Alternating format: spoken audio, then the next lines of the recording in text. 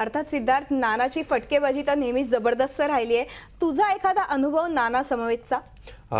मला आठवतंय गणपती दरम्यान नाना पाटेकरांचा एक इंटरव्ह्यू घ्यायची संधी मिळाली मला. त्यांच्या घरी गेलो. त्यांच्या घरी गणेश पूजा चालू होती आणि आरती करणार होते. त्याच्या आधी त्यांचा एक इंटरव्ह्यू आम्ही घेतला आणि मी आत गेलो तेव्हा नाना फुलांनी म्हणजे आरास सजवत होते आणि मला असं वाटतंय, म्हणजे मला तेव्हा वाटलेलं की काय आपल्याला ओळखणार का नाही, आपण त्यांना माहिती असू का नाही, हाय कसं करायचं, हॅलो कसं करायचं, काहीच. मी पूर्णपणे ब्लँक झालो होतो.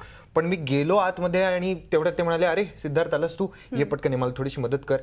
मग त्यांना मदत केली थोडीशी. मग ते म्हणाले चल इंटरव्ह्यू घ्यायचा आहे. म्हटलं लगेच चला. तर मी असं पूर्णपणे ब्लँक झालो होतो पूर्ण या सगळ्यामध्ये. पण नाना पाटेकर त्यांना प्रत्यक्ष पाहणं वेगळं आणि त्याचबरोबर त्यांना पडद्यावर पाहणं वेगळं. म्हणजे आत्ताच आपण त्यांचा रिलीज झालेला प्रकाश बाबा आमटे पाहिला, ते पूर्णपणे वेगळे नाना पाटेकर होते आणि हे पूर्णपणे वेगळे.